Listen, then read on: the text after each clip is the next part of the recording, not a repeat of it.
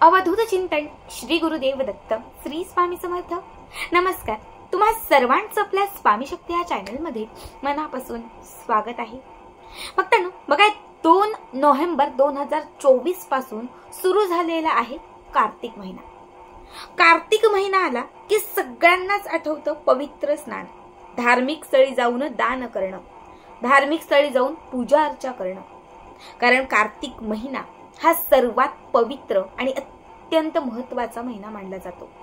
या महिन्यामध्ये असंख्य लोक धार्मिक स्थळी जातात, तिथे जाऊन स्नानाचं पुण्य मिळवतात, व्रत वैकल्य करतात, पूजा अर्चा करतात, कुलस्वामिनीची सेवा करतात। मात्र हा संपूर्ण महिना विशेष करून भगवान श्री विष्णू आणि माता लक्ष्मी यांची सेवा करण्यासाठी सर्वात प्रभावी हा महिना मानला जातो।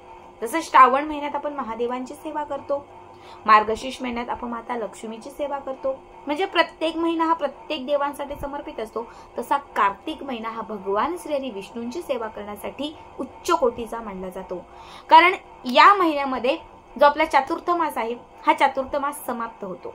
बघा, गेले 4 महिने भगवान श्री विष्णू हे निद्रावस्थेमध्ये होते आणि या कार्तिक महिन्यातील त्रिपुरी पौर्णिमेला म्हणजे कार्तिक पौर्णिमेला ते निद्रावस्थेतून जागृत अवस्थेत येतात। आणि त्रिपुरी पौर्णिमेच्या दिवशी जे भक्त त्यांची मनोभावे सेवा करतात, त्यांच्या सर्व इच्छा भगवान श्री विष्णू हे पूर्ण करतात। जशी दिवाळी आणि दसरा समाप्त होतो, तसे प्रत्येकाला वेध लागतात ते त्रिपुरी पौर्णिमेचे। या दिवशी आपण देव दिवाळी साजरी करतो। असंख्य भागामध्ये हा दिवस मोठ्या उत्साहाने अगदी दिवाळी सारखाच साजरा केला जातो। पणत्या लावल्या जातात, घरामध्ये सगळीकडे अगदी उजाळा केला जातो, गोडाधोडाचं बनवलं जातं, लक्ष्मीला प्रसन्न करणाऱ्या विशिष्ट सेवा केल्या जातात। कारण देव दिवाळी ही लक्ष्मीला आणि भगवान श्री विष्णूंना प्रसन्न करणारी ही सर्वात मोठी तिथी मानली जाते। शिवाय या दिवशी हरिहर भेट असते। भगवान श्री विष्णू हे जागृत अवस्थेत येतात आणि ते शिवांना म्हणजे शिवशंकरांना भेटतात। त्यामुळे या दोघांची साक्षात रूपी या दिवशी भेट होते, म्हणून त्या भेटीला हरिहर भेट असंही म्हटले जाते। आजच्या व्हिडिओमध्ये मी तुम्हाला याच त्रिपुरी पौर्णिमेला करावायचा एक अत्यंत प्रभावी एक सर्वात महत्त्वाचा उपाय सांगणार आहे। आजपासून उद्यापासून जेव्हा तुम्ही हा व्हिडिओ बघाल त्या दिवसापासून तुम्हाला तुमच्या अंगणात, तुमच्या दारात किंवा जिथे तुळशीची कुंडी, तुळशीचं रोप असेल तर त्या तुळशीच्या म्हणजे रोपाजवळ किंवा तुळशीच्या मुळाजवळ, तुळशीच्या माती तुम्हाला फक्त ही एक वस्तू दाबायची आहे। जर ही एक वस्तू तुम्ही त्रिपुरी पौर्णिमेच्या आत तुळशीच्या मातीत दाबली तर लक्षात ठेवा, तुमच्या घरात कधीही दारिद्र्य राहणार नाही, घरामध्ये कधीही गरिबीचा वास राहणार नाही। अखंड स्वरूपाने लक्ष्मी तुमच्या घराकडे खेचली जाईल, लक्ष्मी आकर्षित होईल,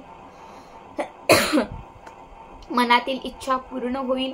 वर्षभर तुम्ही कितीही सेवा केली असेल आणि जर तुम्ही ही एक सेवा जर आता या कार्तिक महिन्यात केली तर या सेवेचं फळ तुम्हाला अगदी दुपटी तिपटीने मिळून जाईल। आता हा उपाय किंवा ही सेवा करण्यासाठी आपल्याला एक वस्तू, एक गोष्ट म्हणजे आपल्या जवळ असणं खूप महत्त्वाचं आहे, ती म्हणजे काळी हळद। बघा, हळदीचे 3-4 प्रकार आहेत, त्यापैकी मला माहित असणार एक पिवळी हळद आणि काळी हळद।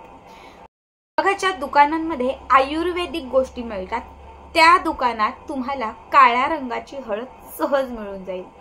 पिवळी हळद ही घरात सकारात्मकता आणण्यासाठी, इडापिडा बाधा दूर करण्यासाठी, नजर बाधेतून मुक्तता करण्यासाठी आणि लक्ष्मीला प्रसन्न करण्यासाठी पिवळी हळद ही अत्यंत महत्त्वाची असते। तर काळी हळद ही घरामध्ये पैशांचा ओघ वाढवण्यासाठी, घरामध्ये लक्ष्मीला स्थिर करण्यासाठी, माता लक्ष्मी आपल्या घराकडे खेचून आणण्यासाठी काळी हळद ही सर्वात महत्त्वाची मानली जाते। खूप कमी ठिकाणी ती अवेलेबल असते, खूप कमी ठिकाणी ती मिळते। मात्र जिथे आयुर्वेदिक साहित्य भेटतं त्या ठिकाणी तुम्हाला ती सहज मिळून जाईल। ऑनलाईन तुम्ही आज मागवली तर 1-2 दिवसांमध्ये तुम्हाला Amazon किंवा फ्लिपकार्ट किंवा मिशोवरून ती सहज म्हणजे परचेस होईल। तुम्ही ऑनलाईनही घेऊ शकतात किंवा दुकानातूनही घेऊ शकतात। तर ही काळी हळद तुम्हाला या उपायासाठी लागणार आहे आणि त्याच्यासोबत तुम्हाला लागणार आहे लाल रंगाचा धागा। पिवळा धागा चालेल किंवा मग लाल पिवळा जो कलाव असतो तो घेतला तरीही चालेल। सगळ्यात पहिले काय करायचं तर आपण जी काळी हळद घेतलेली आहे ही काळी हळद एका प्लेटमध्ये आपल्या देवघराच्या समोर ठेवायची। आपलं जे देवघर आहे या देवघराच्या समोर ही काळी हळद ठेवायची। हळदीची सगळ्यात पहिले पूजा करायची। हळदी कुंकू त्याच्यावरती अर्पण करायचं, धूप दीप दाखवायचं, अक्षदा अर्पण करायच्या। त्यानंतर ही जी हळद आहे ही तिथून उचलायची, आपल्या उजव्या हातात घ्यायची, आपली इच्छा व्यक्त करायची। माता लक्ष्मीचं जे श्री सुक्तम आहे हे श्री सुक्तम, ही हळद अशी हातात घ्यायची आणि माता लक्ष्मीचं श्री सुक्तम एक वेळा म्हणायचं।